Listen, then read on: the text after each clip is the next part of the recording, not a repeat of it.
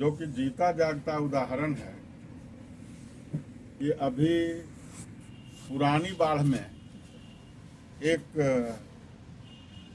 महिला से केस कराया गया हरिजन एक्ट का। उसके बाद में 3 दिन बाद फिर उसके पति से मेरे ऊपर केस कराया जाता है और इसी तरह से फिर कुछ दिन के बाद एक बिंद जाति से भी यहाँ के हैं पंडारक के, उनसे मेरे ऊपर केस कराया गया, जबकि उन्होंने खुद अपना जब उन लोग को टाइप कर करके दिया गया डीएसपी साहब के द्वारा एफआईआर करने के लिए, एफआईआर करने के बाद में वो जब देखा कि कर्णवीर सिंह यादव उर्फ लल्लू मुखिया जी का नाम है, तुरंत वो बेचारी यहाँ पर आया, कहा देखो ऐसे ऐसे कर करके तोरा फंसा दल को। हम कहली तब तोर जे इच्छा बुझाए तू करो, अब फंसाइए दल के की कहियो हमें। फिर उन्होंने अपना वकील के यहाँ गया और जा करके लिखित में दिया कि डीएसपी साहब टाइप कर करके अपने कार्यालय से दिए हैं, जिसमें कि लल्लू मुखिया का नाम जोड़ा गया है और धर्मवीर कुमार का जोड़ा गया, जो कि इन लोग को दूर दूर तक कोई वास्ता नहीं है, इनसे मेरा कोई विवाद नहीं है। उनका भी अपना पटीदार से विवाद था। वो लिख करके दिया कि इन लोग को निर्दोष व्यक्ति को इस आवेदन में फंसा दिया गया, जबकि हम हाथ से लिखा हुआ राइटिंग का हम एप्लीकेशन डीएसपी साहब के यहाँ दिए थे। उसको फाड़ के फेंक कर करके और ये टाइप कर करके हमसे टिप्पा ले लिए, हमारा भतीजा से भी टिप्पा ले लिए। उन दोनों जाकर के लिख करके अपना वकील के द्वारा वहाँ कोर्ट में लगाया। अब सोच लीजिए कि इस तरह से फंसाने का काम करेंगे। हम जनता के बीच में रहते हैं, सबों को दुख सुख में हम साथ रहते हैं, सबों को निस्वार्थ सेवा करते हैं। यहाँ का कोई भी विवाद होता है हम लोग आपस में बैठ कर करके उसका निपटारा करते हैं। चाहे कहीं का लड़ाई हो, उन लोग को मिलाने का काम करते हैं, लड़ाने का काम नहीं करते हैं। और जहाँ तक हीरा दास का कहना है या उनका पत्नी का कहना है, उनका पत्नी भी एक आवेदन दिया है 25/10/2024 के 10 बजे दिन में, जो कि उसका राइटिंग में लिखा हुआ है। आप लोग कोई देख लीजिए, उसका राइटिंग में है, हाथ से लिखा हुआ है, टाइप किया हुआ नहीं है। वही 25/10/2024 के 10 बजे दिन में। और इस पर एफआईआर नहीं होता है, इसलिए कि लल्लू मुखिया का नाम नहीं है, उसका भाई का नाम नहीं है, उसका कार्यकर्ता का नाम नहीं है, इसलिए इस पर एफआईआर नहीं हुआ। और इसको भी डीएसपी साहब द्वारा फाड़ दिया गया। अब फाड़ कर करके फिर से वो टाइप देते हैं जिसमें कि लल्लू मुखिया का और सभी का नाम है, तब इस पर एफआईआर होता है। और इस केस में करीब करीब वहाँ का जितना भी रविदास लोग हैं, चाहे नाई हैं, कहार है, धानुक है, बढ़ी है, 1000 आदमी दस्तखत कर करके दिया है। और वहाँ पर के लोग से किसी से कुछ पूछा नहीं गया। ऑफिस में बैठे बैठे इसको ट्रू करते हैं और इसको ट्रू किए हैं। आज इस तरह से अगर यदि जो कानून का काम होगा कि निर्दोष व्यक्ति को फंसाना, तब कानून से विश्वास उठ जाएगा और जो कार्यपालिका है उस पर से विश्वास उठेगा। क्या लगता है कहीं कहीं साजिश की जा रही है क्या? इसमें पूरा साजिश है। जब आप देख रहे हैं कि 25/10 को इसका लिखित आवेदन है, यह लिखित आवेदन है, तब उसका टाइप कॉपी कहां से आ गया? और टाइम का यह 10 बजे दिन में देता है और 4 बजे शाम में एफआईआर होता है, और उसका टाइप किया हुआ कॉपी पर एफआईआर होता है। जिसमें लल्लू मुखिया का नाम नहीं है उसको फाड़ के फेंक दिया जाता है, और जिसमें लल्लू मुखिया का नाम आता है उस पर एफआईआर होता है। तो कौन कौन लोग शामिल है, कैसे आपको क्या कौन कौन लोग शामिल है? या यहाँ के राजनीतिक और जिनका अभी प्रशासन में पकड़ है, उन लोग का हाथ है। उन लोग इस तरह से करवा रहे हैं कि अभी अब इलेक्शन सट रहा है तो इसको केस में फंसाओ, मुकदमा में फंसाओ, ये करो वो करो। अरे यहाँ नैतिक अधिकार है, कोई भी इलेक्शन लड़ सकता है, कोई भी अपना पार्टी के लिए काम कर सकता है, किसी का ही बंधा हुआ नहीं है। और जिसको सर्वो समाज चाहेगा वो चुन कर करके वो जनता के बीच में रह करके नाम और ख्याति को हासिल करेगा। आप तो बहुत सारे उच्च अधिकारी के पास भी तो सभी जगह आवेदन दिए हैं और अब मेरा एक ही चीज है कि जो हायर आला कमान सब हैं, चाहे ग्रामीण एसपी, माननीय ग्रामीण एसपी साहब हों या सीनियर एसपी साहब हों, उनके द्वारा निष्पक्ष एक बार जांच करवा दिया जाए। अगर हम दोषी हैं तो हम सजेवार हैं, अगर हम दोषी नहीं हैं तो हमको मुक्त किया जाए। सर हीरा दास का भी तो बयान आया था कि भाई हम ऐसे ही दरवाजा पर गिर गए थे और इसमें बयान अंतर है। हीरा दास जो केस किया कि हमको उनका आदमी आया ले जाने के लिए आया, गाड़ी से हम कूद के भागे, हमारा हाथ पैर टूट गया। लेकिन एक मीडिया वाला इंटरव्यू लिए हैं जो कि मेरे पास भी है, वो मीडिया वाला जा कर करके देखे तो उनका हाथ पैर टूटा हुआ कुछ भी नहीं था। और मीडिया वाला जब पूछे कि आप गिर गए थे तो कहें कि जब आपको ले जाने के लिए लल्लू मुखिया के आदमी आया था तो हाँ आए थे, कहे कि जब चलिए लल्लू मुखिया ही, तो हम कहे कि हमारा केस चल रहा थाना में, हम काहे जाएंगे लल्लू मुखिया ही, हम नहीं गए। तो आपको चोट लगा है, मीडिया वाला पूछ रहे हैं। तब कहता कि हाँ उधर से आ रही तो घरवा फिर पैरवा पिछुल गए तो गिर गए तो तनी सा चोट लग गए। और खैनी बनाते हुए फोटो है उनका, हाथ पैर जिसका टूट गया, जिसका सब कुछ अंग भंग हो गया, उसको कौन नहीं वो तो प्लास्टर हो रहा था।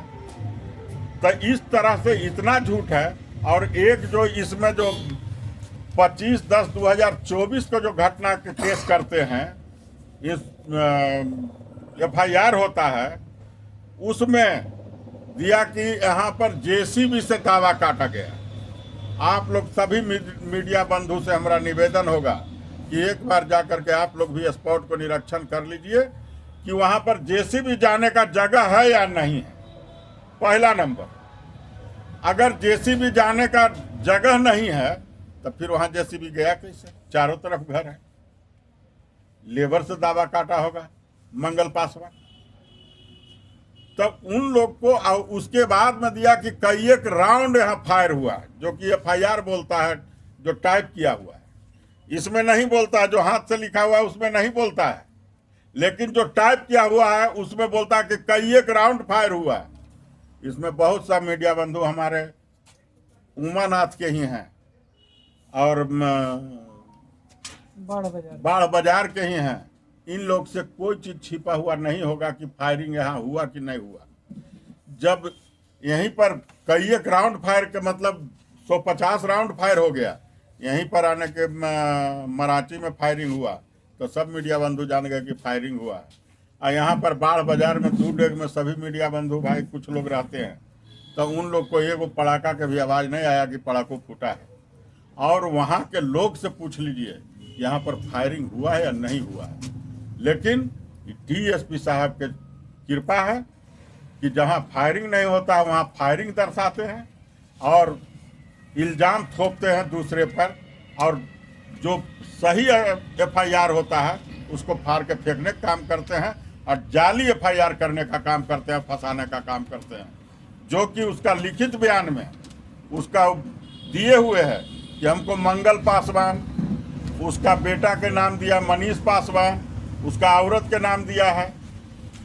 तब जब उन लोग का नाम दिया और वो अपना नाम दिया, मेरा नाम नहीं है, मेरा कोई कार्यकर्ता का नाम नहीं है, तब फिर टाइप वाला में कहाँ से आ गया। जबकि जो यह रिसीविंग देख रहे हैं ये बाढ़ थाना के MC का रिसीविंग है, रिसीव भी हो गया था ये कागज वाला हाथ से जो लिखा हुआ है वो। अब तब इस पर FIR नहीं होकर करके इस पर FIR जो DSP साहब टाइप करा करके बनावटी कथन कर करके बनाए हैं उस पर FIR होता है। ठीक है, वो यहाँ के मालिक हैं, उनके अधीन में इंस्पेक्टर साहब हैं, सभी लोग थाना प्रभारी हैं। जय थाना में चाहेंगे तय थाना में केस करवा दें। आगे कल आपकी तो क्या सर रणनीति है? कल तो गिरफ्तारी हुई है, ऐसा आपको सूचना है? कल एक गिरफ्तारी हुई है, ऐसा सूचना है? हाँ, बौद्धू यादव अपना कोर्ट में गया हुआ था कुछ काम से, तो वहीं पर से कुछ पुलिस लोग गिरफ्तारी कर लिए हैं। इसी केस में हाँ, इसी केस में पेपर में तो देखे हैं कि इसी केस में गिरफ्तारी। तो ये सरासर षड्यंत्र में है आप टोटल षड्यंत्र है। आगे क्या रणनीति आगे आपकी? आगे आप इसके लिए न्याय का गुहार कहाँ लगाएंगे? अभी हम लोग ग्रामीण साहब से भी हमारे आदमी लोग जा कर के मिले हैं, मिल कर के उनसे भी रिक्वेस्ट किया गया है कि आप अपने स्तर से इसको जांच कर लिया जाए, अगर दोषी हैं तो जो सजा दीजिएगा सब मंजूर है। तो उन्होंने कहा है कि हम इसको रिव्यू करेंगे। आश्वासन दिए। हाँ, रिव्यू करेंगे। अब देखिए, अब रिव्यू उनका आता है, उसके बाद आप लोग डीजीपी से मिले क्या है? डीजीपी के यहाँ एप्लीकेशन दिए हुए हैं। दरअसल में हमारे पार्टी के नेता पे जो मुकदमा हुआ है वो किसी आम पब्लिक ने नहीं किया है। एक मनगढ़ंत कहानियों के आधार पर कूट रचित षड्यंत्र कर कुछ राजनीतिक व्यक्ति और बाढ़ के एएसपी द्वारा एक घटना को बिना घटना हुए अंजाम दिखाने के प्रयास है, जो पूरी तरह असत्य एवं निराधार है, जिसका हम घोर विरोध करते हैं। और आने वाले समय में लोहिया जनता दल कानून के दायरे में रहकर कानून के सभी उच्च पदों पर बैठे अधिकारियों से हम लोग मिल भी रहे हैं, पत्राचार भी कर रहे हैं, आगे भी मिलेंगे। इस कड़ी में हम लोग बहुत जल्द हम अपने प्रदेश के डीजीपी साहब और कुछ अन्य अधिकारियों को भी पत्र सौंपने का प्रयास करेंगे और उनसे न्याय की गुहार लगाएंगे। किन लोगों की साजिश हो सकती है, आपको क्या लगता है? हाँ, बिल्कुल, इसमें क्लियर है। यहाँ पे जो है राजनीतिक व्यक्ति जो हैं, जो मौजूदा विधायक हैं, कुछ पूर्व विधायक हैं, वो मुंगेर लोकसभा के तथाकथित सांसद और झुंझुनू मंत्री हैं, और उनके जो संरक्षण में रहने वाले अधिकारी हैं, उन लोगों की साजिश है। तो लोहिया जनता दल एक नई पार्टी है, तो उससे कितना खतरा इन लोगों को महसूस हो रहा है? आने वाले भविष्य में अगर खतरा महसूस नहीं होता तो इस तरह का षड्यंत्र नहीं किया जाता। ये मुझे बताने की आवश्यकता नहीं, ये आप स्वयं समझ सकते हैं। ये षड्यंत्र इस बात का प्रमाण है कि लोहिया जनता दल से उनको बहुत खतरा है। हमारे नेता आदरणीय कर्णवीर सिंह यादव और लल्लू मुखिया के जो छवि है, लोकप्रिय छवि है, उससे उसको खतरा है। और इस केस में आपको मैं थोड़ा सा ब्रीफ करना चाहूँगा। एक देखेंगे आप 25/10/2024 सुबह 10 बजे की घटना बताई जाती है, जो हाथों से लिखा, उसमें कर्णवीर सिंह यादव और लल्लू मुखिया या उनके सहयोगी किसी का नाम नहीं है। उसके बाद दूसरा 25/10/2024 को ही एक टाइप किया हुआ लेटर है, जिसमें कर्णवीर सिंह यादव और लल्लू मुखिया और उनके सहयोगी का नाम इंगित है, और इस पर मुकदमा दर्ज किया जाता है, केस संख्या 820/24, जो पूरी तरह असत्य व निराधार है। फिर उसी घटना के संबंध में, उसी जमीन की कब्जेदारी के संबंध में दूसरा मुकदमा 28/10/2024 को राजेश्वरी देवी के पति हीरा दास के द्वारा किया जाता है।